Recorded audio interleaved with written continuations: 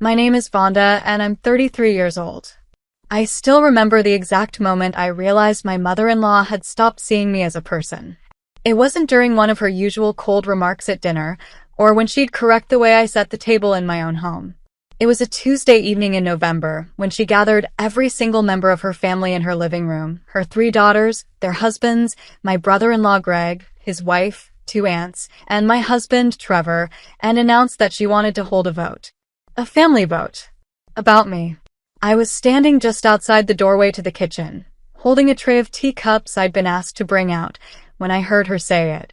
Her voice was calm, almost rehearsed, like she'd been planning this moment for weeks. She said, and I'm quoting her exactly because these words are burned into my memory, "Should Vonda be banned from family events?" She didn't lower her voice. She didn't look toward the hallway. She just said it out loud, like I was a policy being put to a vote and not a woman who had spent 9 years loving her son, raising his child, and building a life with this family. I stood there, frozen, the tray shaking slightly in my hands. And then they all raised their hands. Every single one of them. I didn't drop the tray. I don't know how, but I didn't. I set it down quietly on the side table in the hallway, walked back to the kitchen, and stood at the sink with the water running so no one could hear me breathing. My chest felt like it had caved in. 9 years. 9 years of holiday dinners, birthday parties, hospital visits, baby showers, and school recitals, and every hand in that room went up without a second's hesitation. What broke me wasn't even the vote itself. It was what happened about 20 minutes later, when my son Caleb came and found me in the kitchen. He's 8 years old, and he has his father's eyes and my stubbornness, and when he walked in and looked at my face, he already knew something was wrong. He tugged my sleeve the way he always does when he needs my full attention, and he said, "Mom, why are they doing this?" His voice cracked on the last word. He'd been sitting in the hallway. He'd heard everything. I knelt down right there on the kitchen tile and I held him. I didn't cry in front of him. I saved that for later, much later, when he was asleep. But in that moment, hugging my son while the sound of Trevor's family laughing drifted in from the living room, something shifted inside me. It went quiet. Not the kind of quiet that means you've given up. The kind that means you've made a decision. I want you to understand something before I go any further. I wasn't a difficult daughter-in-law. I'm not saying that to make myself look good. I'm saying it because it matters for what comes next. I cooked for that woman when she had her knee surgery. I drove her to her follow-up appointments because Trevor was working and none of her daughters volunteered. I planned her 60th birthday party, booked the venue, made the seating arrangement, ordered the cake she specifically wanted from a bakery 40 minutes away. I did all of that while working full-time as a medical billing coordinator and raising Caleb almost entirely on my own because Trevor travels for work 3 weeks out of every month. The tension between us had been building for years, but it had never been about anything real. It was always small things. She didn't like how I dressed Caleb for church. She thought I was too direct when I spoke. She once told Trevor in front of me that I had no softness. What she meant was that I didn't shrink when she wanted me to. I didn't reshape myself to fit whatever version of a daughter-in-law she had in her head, and she never forgave me for that. The vote was her way of making it official. What she didn't know, what none of them knew, was that 3 weeks before that evening, I had gone to see a family attorney. Not because I was planning anything dramatic.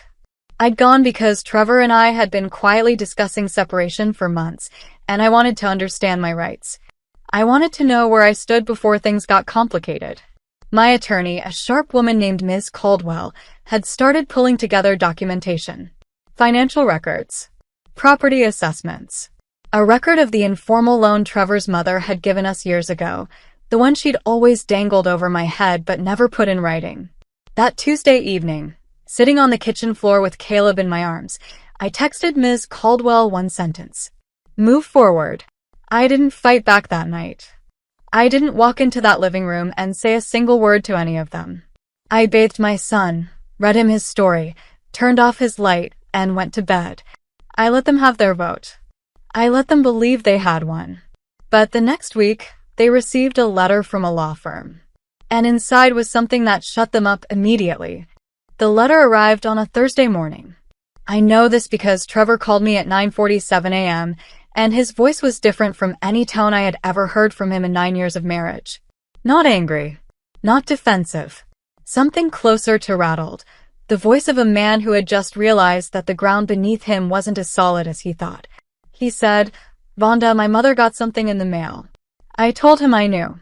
He was quiet for a long moment, and then he said, "Why didn't you tell me?"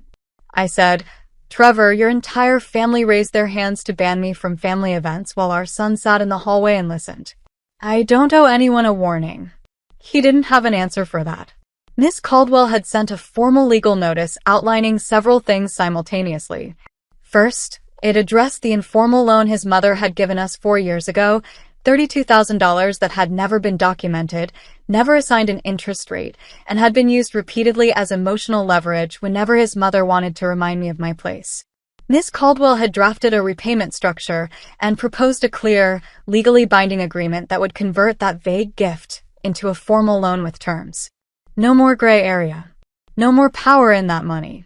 Second, the letter outlined the division of marital assets in the event of a separation, including the equity we had built in our home, Trevor's retirement accounts, and the business profit-sharing arrangement he'd entered 2 years prior, none of which his family seemed to have realized I had full legal awareness of.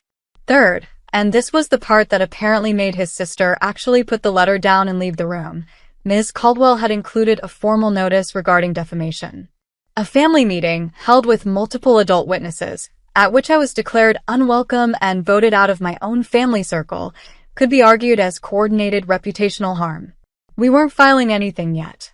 But we were documenting everything, and they needed to know that. His mother called me that same afternoon. First time she had dialed my number directly in over 2 years. Her voice was careful in a way it had never been with me before. She said she hoped there had been some misunderstanding. I let her finish. Then I told her, calmly and without any satisfaction in my voice, that there had been no misunderstanding at all. I had been standing in her hallway. I had heard her ask the room whether I should be banned. I had watched every hand go up. My son had heard it too, and he had cried, and that was the part one would never forget. She started to say something about how the evening had gotten emotional and things were taken out of context. I told her that a vote was not a context issue. A vote was a decision. And I had simply made one of my own. What followed over the next several weeks was not a dramatic courtroom battle or a screaming match at a family dinner. It was quieter than that, and in some ways harder. Trevor and I sat down together, without his family present, and had the most honest conversation we'd had in years. He was not a villain in this story. I want to be clear about that. He was a man who had spent his entire life managing his mother's emotions and had never fully understood the cost of that habit until he saw it itemized in a legal document. He cried during that conversation. I did too. We talked about Caleb. We talked about what we actually wanted versus what we had each been silently enduring. It wasn't a reconciliation, not fully, not right away. But it was real in a way that nothing between us had been in a long time. His family's behavior changed almost immediately after the letter. The aunt who had raised her hand fastest, a woman named Rosette who had always spoken to me like I was hired help, sent me a text saying she hoped we could move past things. His sister, who had organized the seating at that meeting like it was a formal proceeding, suddenly became very interested in Caleb's school schedule and started sending him cards in the mail. I didn't respond to any of it with anger. I didn't need to. I had already stopped needing their approval, and that shift, that specific internal shift, was the most powerful thing that happened through all of this. Not the letter. Not the legal notice.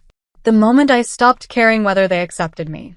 Caleb asked me one evening, about a month after everything, whether we were still going to Grandma's house for Christmas. I told him the truth in the gentlest way I could, that things were changing, and that wherever we spent the holidays, I would make sure he felt loved and safe. He thought about that for a second, the way he does when he's processing something, and then he said, "Good? Because I didn't like how they made you feel, Mom." 8 years old. He saw everything. I'm not going to tell you my life became simple after that Thursday letter arrived. It didn't. There were hard months, difficult legal conversations, long nights where I questioned every decision.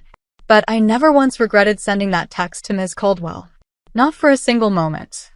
Because what I learned through all of this is something I want every woman watching this to hear clearly. Silence is not the same as weakness, and patience is not the same as surrender.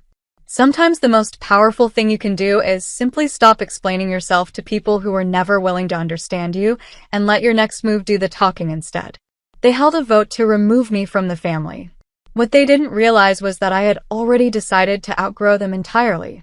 And that decision, quiet, deliberate, and completely mine, shut them up in a way no argument ever could have.